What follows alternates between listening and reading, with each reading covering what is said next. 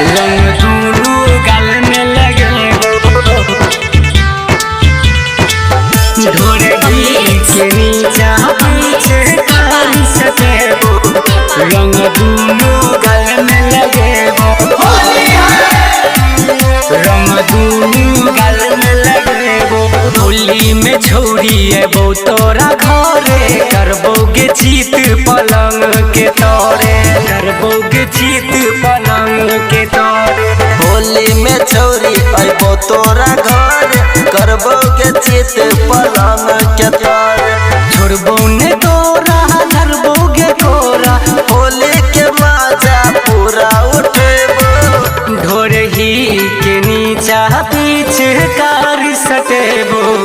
रंग दूनु गाल में लगेबो रंग दूनु गाल में लगेबो रंग दूनु गाल में लगेबो रंग दूनु गाल में लगेबो रंग दूनु गाल में लगेबो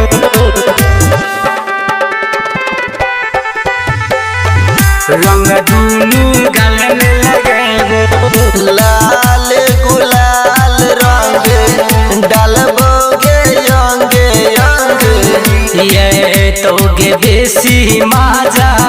सटबे हमरा संगे सटबे हमरा संगे के छोरी टूट जेतो आई तोहर पतली कमर जब नीचे ऊपर लोट जे पर तो हमार रंग अबीर के साथ हम गोरी जोरे जोरे पीछे कारी गेलेबो ढोरे ही के नीचा पीछे कारी सटेबो रंग दूनु गाल में लगेबो रंग दूनु गाल में लगेबो रंग दूनु गाल में लगेबो रंग दूनु गाल में लगेबो रंग दूनु गाल में लगेबो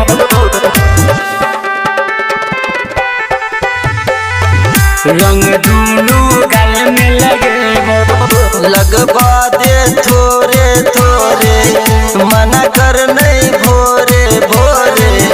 होली में गाल अपन छुआ देना गोरे गोरे